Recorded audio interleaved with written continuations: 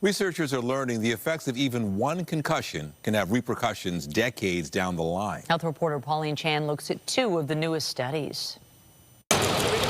Researcher Donald Redelmeyer says for every person that dies in a motor vehicle accident, 6 others are left with permanent injuries. And while some of the more common factors considered in long-term disabilities include the severity of injuries, length of hospital stay, and concurrent mental illnesses, another factor came up.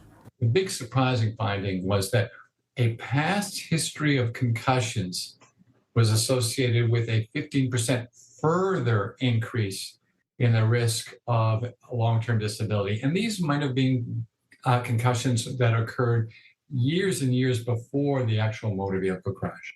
Redelmeyer says the message goes beyond trying to avoid getting into a car crash. If you have had one or more past concussions, drive safely, especially late at night, which we found were associated with the highest risks of long-term disability. Suggesting that once you've had a concussion, you may not be exactly the same, even though you feel the same, you just don't have that same reserve capacity to recover from the next bad thing that comes along. Another study looking at the long-term impact of concussion is out of the University Health Network. Even just that repetitive head impact where people don't even realize that they're having a concussion could be setting you up for delayed neurodegeneration decades later.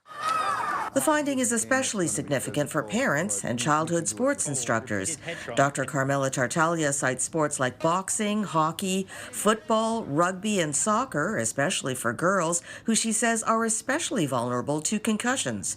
The message from Tartaglia's study? Even one concussion can put you at risk of dementia. And so, of course, this idea that you have to protect your brain throughout all of your life. She hopes attitudes, especially in sports, which are most likely to be a child's first exposure to concussions, will continue to evolve. For example, setting age limits to begin heading the ball in soccer. Pauline Chan, CTV News.